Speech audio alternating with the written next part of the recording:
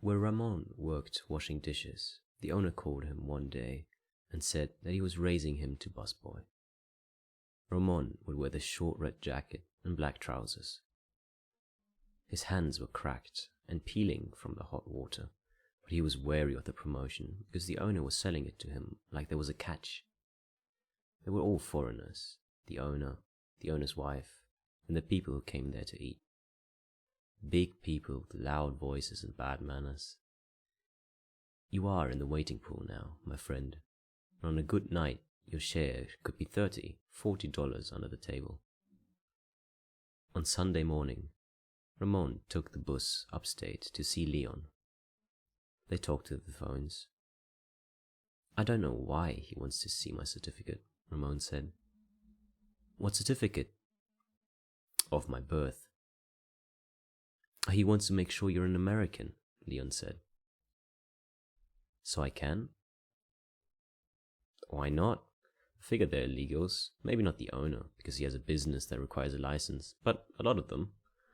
Born here is a commodity and has a value, so see what the deal is. When Ramon presented his birth certificate, they sat down with him in the back after the restaurant was closed for the night. Borislav, the owner, his wife, she of the squinting eyes, and another man who was fat like Borislav, but older and with a briefcase in his lap. He was the one who asked the questions. After Ramon gave his answers, they talked among themselves. He heard harsh mouthfuls of words with deep notes. It was not a mellifluous language like the bright bubbling of water over the rocks of his language. And then, with a flourish, the owner placed on the table a photograph. Look, my friend, he said. The photograph was of a girl, a blonde with sunglasses propped in her hair. Her hand gripping the strap of her shoulder bag was closed like a fist. She wore jeans. She wore a blouse revealing the shoulders. Behind her was a narrow street with an array of motorcycles and mopeds packed front wheels to the curb. She was half sitting sideways on a motorcycle seat, her legs straight out and her feet in their sandals planted on the paving stones. She was smiling. How much? Leon said. 1,000, plus air and hotel expenses. They're messing with you. This is good for 3,000 minimum. And then?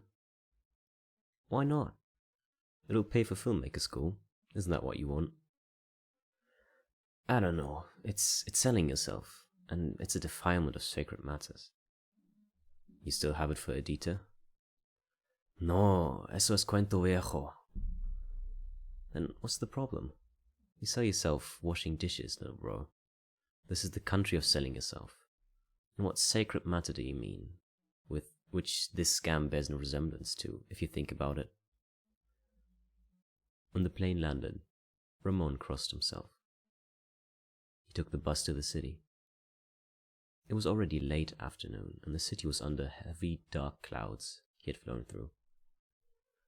Packs of motorcycles and mopeds kept pace with the bus and then shot past. Linked street cars ground around corners and disappeared as if swallowed. It was an old European city of unlighted streets and stone buildings with shuttered windows. He had the address of the tourist hotel on a piece of paper. There was just time to change into the suit, and they were calling from downstairs. The girl from the picture gave him a quick glance of appraisal and nodded. No smile this time. And her hair was different, pulled tight and bound at the neck. She was dressed for the occasion in a white suit jacket with a matching short skirt and white shoes with heels that made her taller than Ramon. She seemed fearful. A bearded, heavy-set fellow held her elbow. They all rode in a taxi to a photographer's studio. The photographer stood Ramon and the girl in an alcove with potted palms on either side of them and a plastic stained glass window lit from behind a flood lamp. They faced the lectern. When Ramon's shoulder accidentally brushed hers, the girl jumped as if from an electric shock. Some sort of city functionary married them, he mumbled, and his eyes widened as if he were having trouble focusing. He was drunk, When the photographer's flash went off behind him, he lost his place in his book and had to start again. He swayed and nearly knocked over the lectern. He clearly didn't understand the situation, because when he pronounced the man and wife, he urged them to kiss. The girl laughed as she turned away and ran to the heavy-set fellow and kissed him. The photographer placed a bouquet of flowers in the girl's arms and posed it with Ramon for the formal wedding picture. And that was that. Ramon was dropped off at the hotel, and the next day he flew home. He learned the girl's name when the lawyer with the briefcase put in front of him the petition to bring her to the States. Helena. It attests that she is your lawful spouse and you are in hardship without her presence beside you, the lawyer said. Helena, Ramon said, to hear the sound of it. He had not heard it properly as uttered by the drunken fool who married them. Helena. Yes, this is all here. Everything. Marriage certificate, copy of birth certificate, passport, and here's the wedding picture. It couldn't hurt for you and your bride to smile, but okay. The lawyer slapped down a pen on the table. The John Hancock, he said. Ramon folded his arms across his chest. The figure was 3,000, he said. I have seen only 1,000. Don't worry, that is to come. Ramon nodded. Okay. When it comes, then I will sign. The lawyer pressed his hand to his forehead. Borislav, he called to the owner. Borislav. And then, for an hour, the owner and the lawyer threatened and appealed and threatened again. The owner's wife came over. She said to Ramon, Who are you to have $3,000? She turned to her husband. I told you he was no good, the mestizo. I warned you. Borislav raised his hand. Please, Anya, he said. You're not helping. Ramon, he said. This is family, the daughter of my late uncle. I have entrusted you. We are trying to give her a life here when there is hope. Helena is to pay you the remainder from her wages. You did not tell me that when we agreed, Ramon said. I promise you, she will work beside you as a waitress, and I am raising you to full-time waiter. You hear me? Wages and tips equal to all the stuff. You will see, so do this. And while Ramon sat, thinking, the lawyer said to him, This is the fraud that you have committed. You know that. There's a law. To marry only so that the girl can have a legal residency is to break that law. She is over there, so they cannot touch her. But you, I have just to call them. You know what you get for bringing someone here by pretending love? 5 years, my friend. 5 years and monetary penalties of an amount you cannot dream. And all I have to do is tell them. So tell them, Ramon said. And I will tell them that you wrote the letter for me to sign. And I will tell them that Helena is of the family of Borislav, the man who employs me. So let's all tell them. You are not to call me Borislav, the owner muttered. That is for friends and family, not for one who works for my wages. I checked it out, Leon said through the glass. It's bullshit. The CIS can't keep up with the traffic. The risk is small, Ramon. If they do call you and you say you love the girl, they know you're lying, but she will back you up, naturally, since it is in her interest. But just to have some insurance, you should learn a few things about her. What things? Oh, you know. She watches what TV shows, if she has a birthmark, where it is located. Things. She brought her boyfriend to the wedding, Ramon said.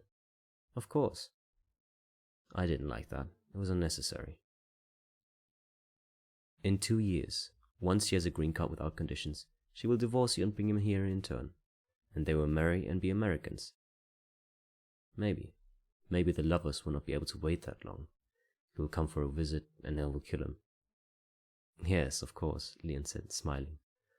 Listen, Ramon, she's just a dumb hunky. No class, from the sound of it. She is still my wife, Ramon said. I say split the difference with them. Sign the paper, and you're good for 2 years. You wait tables and make some decent money. She gets the card with no strings, and you go on to be a famous movie director.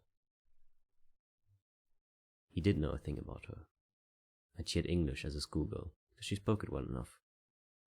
And she wore a navel ring, a silver bar with 3 teardrop crystals hanging from it. But, of course, everyone knew about her navel, because Helena made sure that they did. She was the one waitress at Borislav's, so her red jacket was cut for the female figure, and between it and the short black skirt, a flat band of flesh was visible, the teardrops dangling from her navel, and sometimes catching the light as she walked with the tray held high and balanced on her palm. Of course, the patrons ogled her, and the regulars asked for her tables. That was all right. Her tips went into the pool. Ramon himself had picked up the waiter's craft quite easily, after all this time buzzing, and he discovered that his formality and careful, quiet demeanor and efficient service had the effect sometimes of raising the manners and lowering the voices of the bores he served. Helena smoked. She would take a drag in the kitchen and leave the cigarette burning in a dish as she went out through the doors, and it would be the smouldering until she came back in for another order and another hit. She didn't match the photograph of the smiling blonde with the sunglasses in her hair. She was, instead, an ordinary working girl, with a life of serious plans and no time to pose for a picture, with her long legs in the sun and a European city behind her. He wanted to learn everything about her, maybe for insurance, as Leon advised, but more because he felt he had rights as a legal husband. It was Helena's habit, when she had a moment, to step into the alley to use a cell phone. He saw her cast in a red glow from Borislav's electric sign. He listened at the slightly open door, hearing a voice despite the kitchen shouts and the clatter rushing past his ears. He spoke loudly, as if to cover the great distance to a boyfriend in Europe. Of course it was a boyfriend. That heavy fellow with the sloping shoulders who had been at the wedding. Who else in Europe would she be calling at night? With the time difference, she had to have awakened him. Or maybe he hadn't yet been to sleep. Perhaps she was making sure that he's not with someone else, because sometimes she seemed about to cry. This could be inferred from the tone of voice, never mind the language. Helena lived in Borislav's house, a few blocks from the restaurant. "I'll walk you home," Ramon would say at the end of the night's work. "Good night, Ramon," Helena would say, but made no further effort to stop him as he walked beside her. On these occasions, he would ask her about her family, if her parents were alive, what her father did she have brothers and sisters, where she went to school? She would never answer. "It is not wise for you to keep things from your husband, Helena." "Ramon, you are a pestilence, you know that." "Not a pestilence, Helena, you mean a pest." "Nevertheless, the time may come in front of the authorities when I need to know these things, for your sake, not for mine. And when that time is here, I will tell you." He would wait in the street while she climbed the steps and entered the house, and wait some more until the light went on in her room on top of the floor. Then he would continue on to his own room, several blocks away. He thought in the moonlight of the things he knew about her, the jeweled navel, the thin face and high cheekbones, the grey eyes that slanted upward at the corners, and her long stride for a girl. In the fall, Leon was sprung and called Ramon to invite him to a party. It was to be a Monday night. Borislav's was closed on Mondays, so Ramon would go. He insisted that Helena go with him. "She needs to know about me," he said to Borislav, "just as I need to know about her. She will meet my family and have some idea in the event that we are ever questioned by the authorities." Borislav nodded and informed Helena. She was furious. "Don't talk to me of government, uncle. Why did I come here and risk losing everything, if not to have an end to government in my life?" "What is everything you risk losing?" Ramon said. "Oh, shut up, you, going to Borislav like child." When Monday came, Ramon picked her up in a car supplied by Leon. She was clearly taken aback by this luxury. A town car with a driver in a black suit. She pretended to be unimpressed, just as he'd expected she would. It was a warm night, and she wore her white jacket from the wedding, but with pale olive slacks and a flower-patterned blouse with an orthodox cross hanging on her cleavage. Ramon supposed that the cross and the pendant on her navel were in a direct line. She saw him looking, and grabbed his tie and pulled him toward her. "Listen, Mr. Ramon Pest. You can wrap Boris love around your finger, but I know what is in that mind of yours, and I'm telling you, it will never happen, you understand? Never. Is that clear to you, my husband? Never." And she let go and sat back in the car. Ramon adjusted his tie. He said, "I don't like you either, Helena, but if you required me to perform the conjugal duties of a husband, I would comply, if only to honor our sacred bond." The party was in Leon's loft, and it was filled with glamorous people, sinuous and high fashion, all of them dancing intensely. A DJ was running the show. Music throbbed up from the floor, and colored lights rotated slowly over the dancers, as if examining them. Helena shook her head, and he got her to say something. She said that the lights reminded her of her childhood, when searchlights had moved over the rooftops at night. Ramon found a place for them among glass tables, for two in a far corner of the loft, where in wheeled carts food was set out for the taking. Platters of shrimp, sushi, slices of roast beef, a sculpted pyramid of caviar, and on a salver, with points of toast, diced onion, sour cream, capers, and lemon in attendance. Helena's eyes widened. She sipped her Coca-Cola. She moved a chair closer to Ramon's.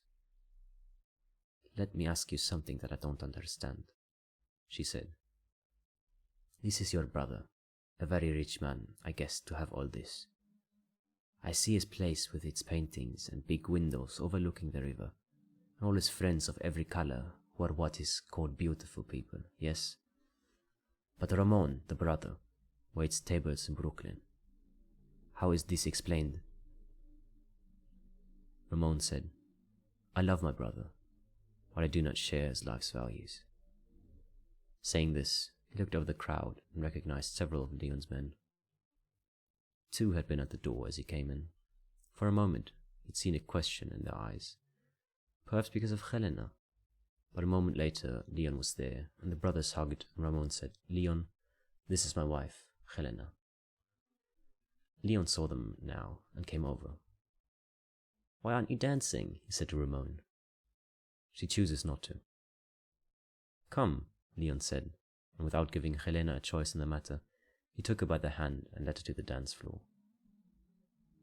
Ramon watched them, Leon flushed with exuberance, with freedom, a graceful dancer with creative moves, and Helena clearly feeling left out of her element, seeing around her the young woman in all the fashions of planned carelessness, and comparing herself badly, a provincial, maybe smart enough in the cafes of Eastern Europe, and a star at Borislav's, but here, a poor relative. Ramon felt sorry for her. Leon had kept himself fit in prison. His short-sleeved jersey showed his biceps. His head was shaved, and he wore stylish, black-rimmed glasses. He was elegant, and had self-assurance that Ramon could imitate only in moments of conscious effort.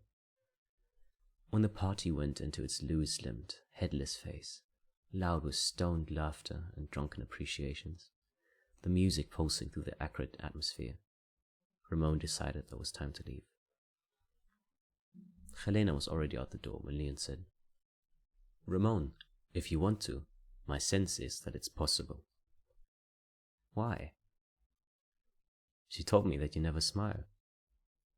"So how does that mean anything?" "It means that she observes you. I told her that she should give you something to smile about." "That is very unlikely." "I told her how smart you are, how you could read at the age of 4. "Oh, sure, that will certainly help." "She's indebted to me for $1,000. I haven't seen any of it." Leon laughed and gave Ramon a big hug. Ah, my brother, you are not so smart after all.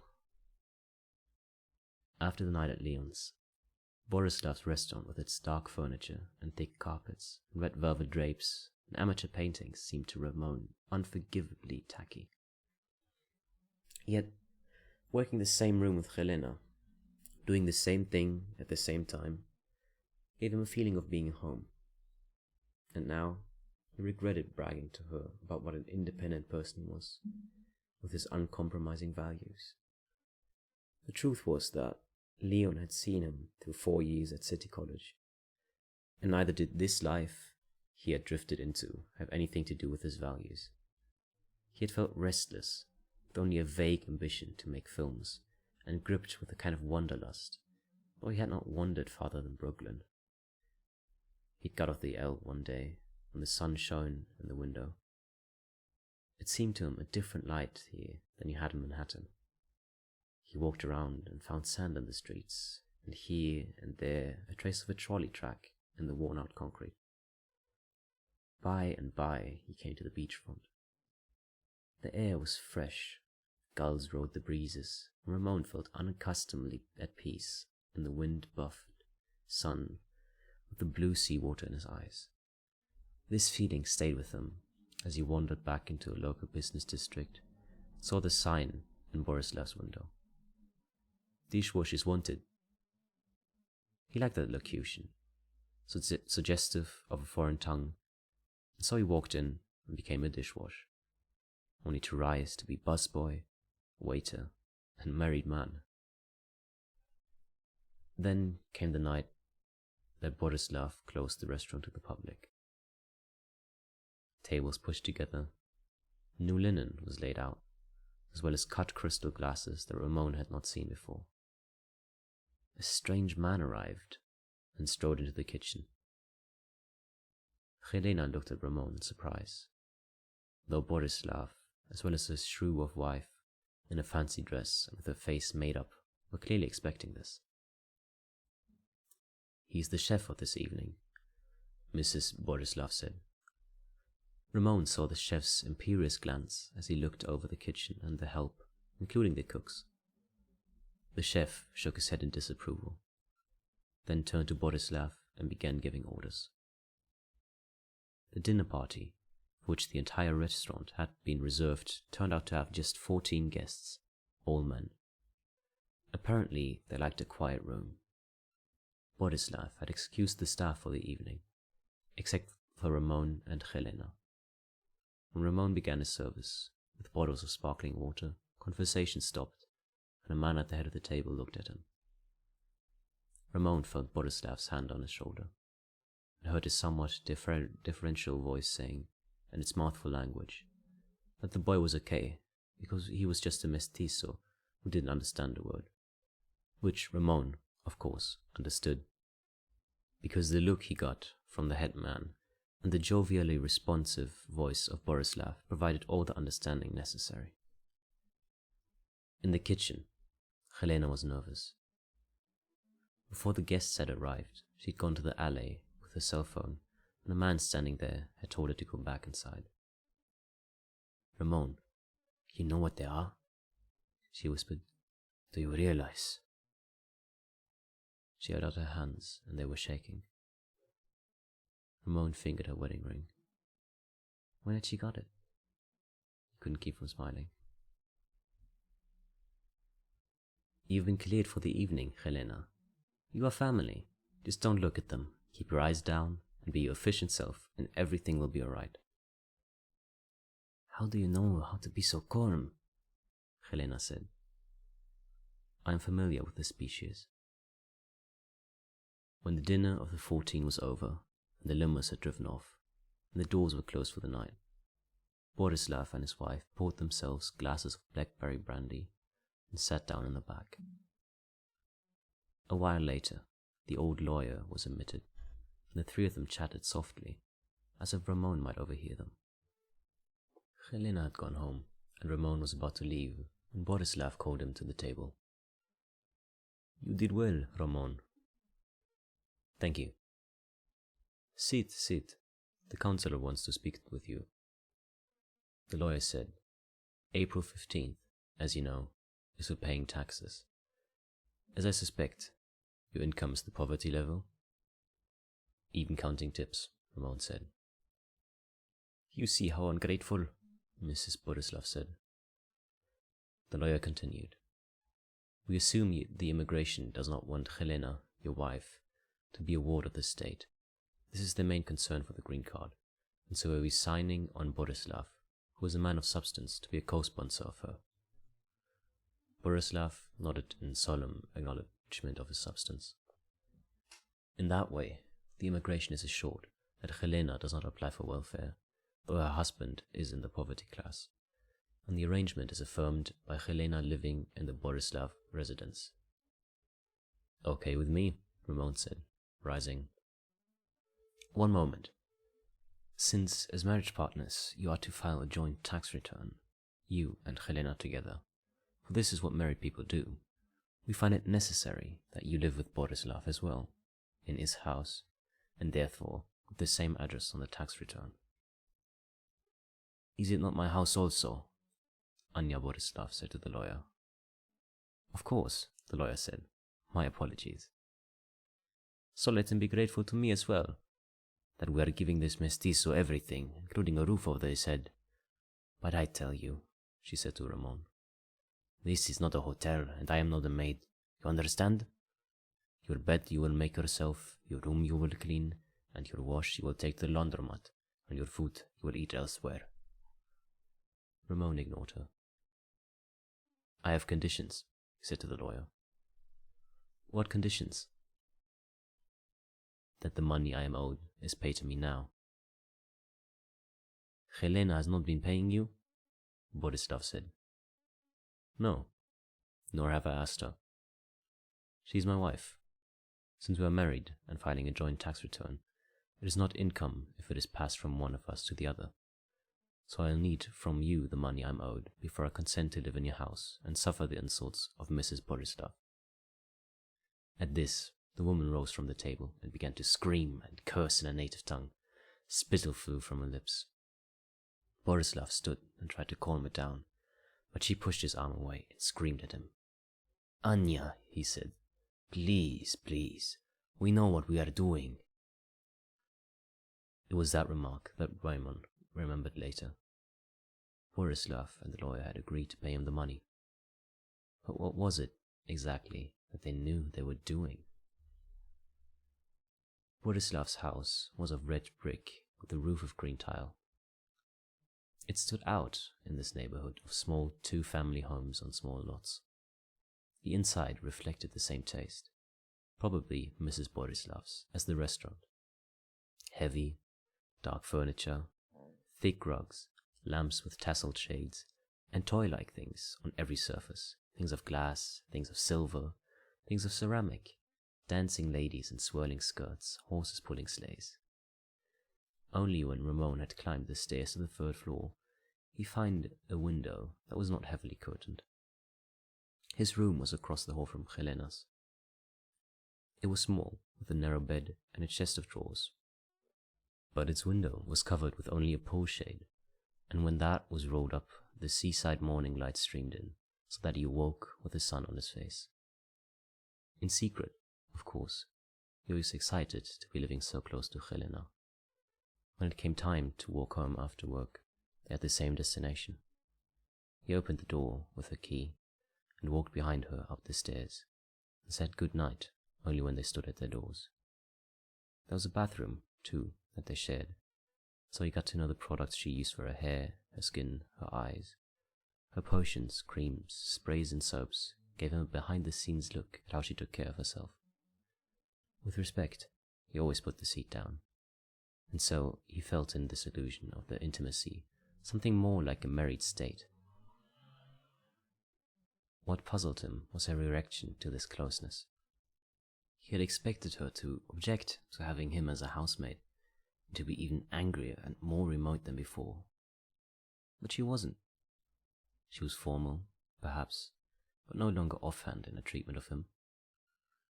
She regarded him judiciously as he spoke to her, when it became apparent that Mrs. Borislav regularly checked his room and went through the entire house to see if he had stolen anything. Helena told him this would be unforgivable if the woman were sane. Anya Borislav, Helena confided, is not a little crazy. I don't know how Borislav endures her. One Monday morning, Helena said, I'm going to the beach. Would you like to come with me? And so, there he was, applying sunblock to a thin back, while the gulls wheeled about and the little birds with stick legs went running along in the wet sand, just out of reach of the incoming tide. Helena's bathing suit hardly deserved the name. Some bits of cloth and a strap or two. Ramon did not own a suit. He'd removed his shirt and rolled up his trousers. There were very few bathers this workday morning, but the beach was embellished with the refuse of the weekend past. Hunks of charred firewood, beer bottles, McDonald's wrappers and plastic bags, balls of aluminum foil, wet newspapers, and the occasional used condom. But they had found a reasonably clean spot, where Ramon had only to dispose of a few pieces of broken glass, and so here they were in the sun, with the hushing waves rolling in, the gulls crying, and Helena's vertebrae easily countable as she bent forward and he rubbed the sunblock over her back. Afterward, they sat side by side on their towels and watched the waves. Ramon, would you like to hit me? No, of course not. Helena, what a strange thing to say. Why? I have been rude to you when you have done something only for my sake. I would deserve it. No, I don't understand your mind, Helena. Nothing is settled for you. You are new in another country. You are loosely attached. My mother, just before she died, told me that she had never really got used to the States, or she'd lived most of her life here. Of course, everyone is different, but it takes time to make yourself American. Well, if not you, then someone will fit me. Maybe Alexander. He knows to do it. Who hits you? Alexander. Is that your boyfriend? Yes, in a way of speaking. But it is best if you hit me, Ramon. She turned to him, removed his sunglasses, and he saw that she was crying. Forgive me, she said. I am the worst of people. I don't know anymore what I am doing. Ramon's heart beat faster. Is Alexander coming here? He says, but he speaks through Borislav. I am of no importance. Oh, I am so wretched, she said, and she got up and walked to the surf and stood there, as, even in his misgiving, he recorded her lovely figure, the long legs, the small, firm haunches, the huddled shoulders as she stood at the water's edge, hugging herself. Leon said, Ramon, you should talk to me first. You have made a mistake. You know those people? Of course. It's my business to know. When they came into his restaurant, Borislav's stature should have risen in your estimation to the level of the totally untrustworthy. I'm in love with Helena. It can be felt as love when you want to fuck someone and can't. We are man and wife. In my love for Helena, I will fuck her. You would have been better off still walking her to the door and leaving. Now you are in there with all of them and you are vulnerable. What can they do? They will speed things up, and you could be out on your ass with no job and a court appearance. And I am a busy man, Ramon. I don't need this thing of my brother for our lawyers to divert themselves and the PD to smirk at. I will not touch her. They don't need you to. You're in the house, you're the husband, you're right there. What is it you movie people say? On location? You're on location, Ramon. It is a federal law. They made it to punish domestic violence against women. She gets it, and she gets the divorce right now. And the whole thing is done not in 2 years, but in 2 weeks. And here is this Alexander flying in on her green card to be married. She would have to bring charges against me. Helena would not do that. Oh, please, Ramon. What am I dealing with here? So they give her a couple of black eyes, a broken nose. You think she would like more of the same if she refused to bring charges? None of this will happen, Leon. So, as I understand it, it's not for Helena, the daughter of Borislav's late uncle, to make a better life for herself in America. We're still looking into that. Maybe no more than what it seems. There are other ways to have got him in, long before this. So if they've taken these pains, and it is not what it seems, we have something to learn. He hasn't been a faithful boyfriend, we know that. Listen, Ramon, in the meantime, just get out of there. Leave your clothes like you're coming back. They'll wait. They need you around to make the strongest case. You've got your cash. Let them look for you if they want to set you up. They took their lunch to have on the beach, but it began to rain. A misty rain, with the combers rolling in, and everything was grey. The sky, the sea water, and there was no line at the horizon.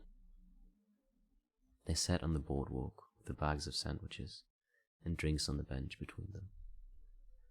Helena had pulled up the hood of her sweater. He couldn't see her face. I love you, Helena. I know.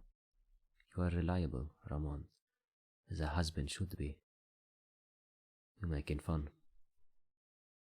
No. I have come to respect you. I find myself thinking about you without meaning to. You are very odd. I made a decision to love you when Borislav showed me a picture and sent me to marry you. A decision? Yes.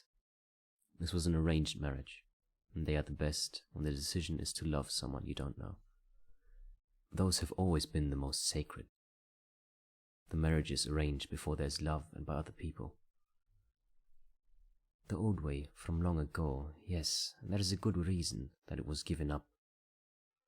Well, I know that my mother and father's marriage was arranged by their parents. The two young people sat there in embarrassment while their families negotiated. They hadn't met before, my mother told me that, and she and my father were together for 40 years. And when he died, she wept how she wept. Neither my brother nor I could console her. Well, Ramon, that may be, but you and I have not sat in embarrassment while our parents negotiated. So where were the parents? It is a written green card marriage, yours and mine.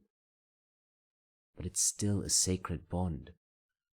Whether the marriage is arranged by one's parents or by a drunken idiot with the bride kissing the wrong man, and all for the wrong reasons, it's the same. Whether through one's family or out of desire to go to another country, it is the same mysterious thing going on underneath, doing its work in the manner of fate. And once it is done, there can have been no other thing. That is very philosophical, Ramon. Your brother told me you are a graduate from college. And there is the sea in front of us, Helena, and you've come over to be in this country. And so that's the way it is. Ramon carefully slipped her hood back, touched her cheek, and she turned to face him. He leaned forward and kissed her lips. Here's what we will do now, Helena. We will find a taxicab and leave, just the way we are. We will buy what we need in the city. I have money. Ramon, it is no longer safe for you here, or for me. Come. Anyway, it is too cold here in the rain. Take the sandwiches. Aren't you hungry? I am. We will eat on the way. When Leon came home in that evening, he found Ramon and Helena standing at the window, looking at the lights of the city. They were holding hands. Leon coughed to get their attention. They were flustered, as if they'd been caught doing something forbidden. Leon shook his head and smiled. Is this the lovely Helena? So it is, snatched from under their foreign eyes. Ah, my brother, he said. I should have known. I should have known. Leon went behind the bar and brought out a bottle of champagne. Come, we'll drink to it. He set out the glass and popped the cork. Let the war begin, he said.